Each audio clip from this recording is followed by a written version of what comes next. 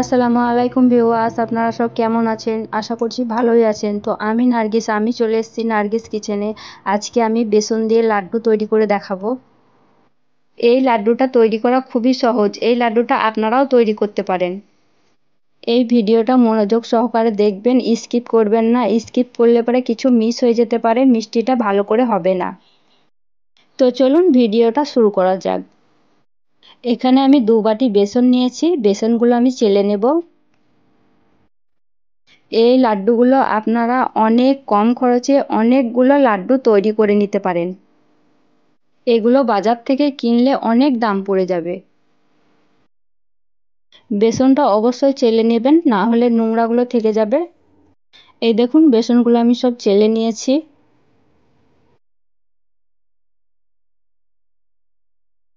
এবার দিয়ে দিলাম সামান্য লবণ। এবার অল্প অল্প জল দিয়ে ব্যাটারটা তৈরি করে নেব। একবারে খুব বেশি জল দেবেন না, অল্প অল্প করে জল দিয়ে ব্যাটারটা তৈরি করে নেবেন। দেখুন আমি কিভাবে ব্যাটারটা তৈরি করছি।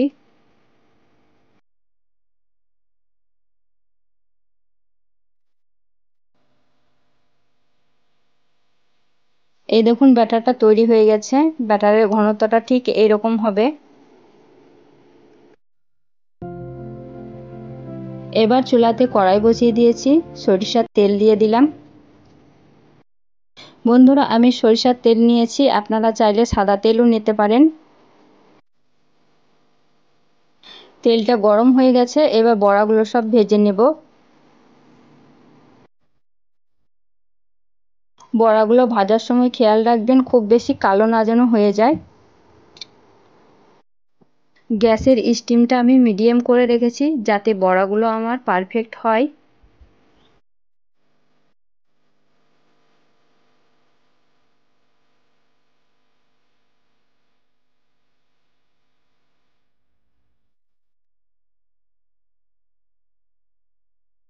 তো দেখুন আমি এইরকম ভাবে ভেজে নিয়েছি, ঠিক বাড়িতে যেভাবে বড়া তৈরি করে সেই রকম করে আমি ভেজে নিয়েছি। এবার তুলে নেব। এভাবে আমি সমস্ত বড়াগুলোকে ভেজে নেব।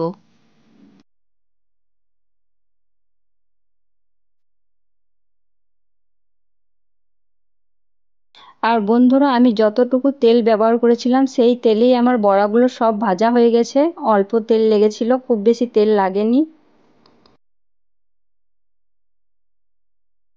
আমি যে এই লাড্ডুটা তৈরি করব খেতে খুব সুন্দর। আর এই লাড্ডুটা বাচ্চারা খেতে খুবই পছন্দ করে এবং এটা খুব অল্প খরচেই তৈরি করা যায়।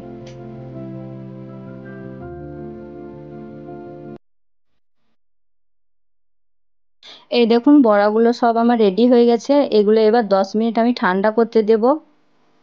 এগুলো ঠান্ডা হয়ে যাওয়ার পর আমি মিক্সিতে গুঁড়ো করে নেব। তো বন্ধুরা গরম থাকাকালীন আপনারা গুঁড়ো করবেন না। গরম থাকলে এরকম ঝুরঝুরে হবে না। দেখুন বন্ধুরা কত সুন্দর দানা দানা ভাব হয়েছে, ঝুরঝুরে হয়েছে। এবার চুলাতে কড়াই বসিয়ে দিয়েছি। আমি 250 গ্রামের মতো চিনি দিয়ে দিলাম। শিরাটা তৈরি করে নেব। আর 2 বাটি জল দিয়ে দিলাম। আর মনে রাখবেন 1 বাটি চিনি দিয়েছি আমি এখানে, আর 2 বাটি জল দিয়ে দিলাম। আর মিষ্টিটা আপনাদের মতো দেবেন, আমি আমার মতো করে দিয়েছি।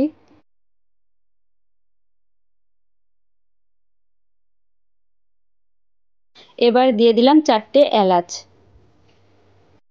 এবার শিরাটা ফুটিয়ে নেব যতক্ষণ না চিপচিপে ভাব হয়। এই দেখুন শিরাটা ফুটতে লেগেছে। এবার আমি ফুড কালার দিয়ে দিলাম। ফুড কালার দিলে কালারটা সুন্দর আসবে, লাড্ডুটা দেখতে ভালো লাগবে। মিষ্টির শিরাটা আমার তৈরি হয়ে গেছে। এবার গুঁড়ো করে রাখা বড়াগুলো সব দিয়ে দেব।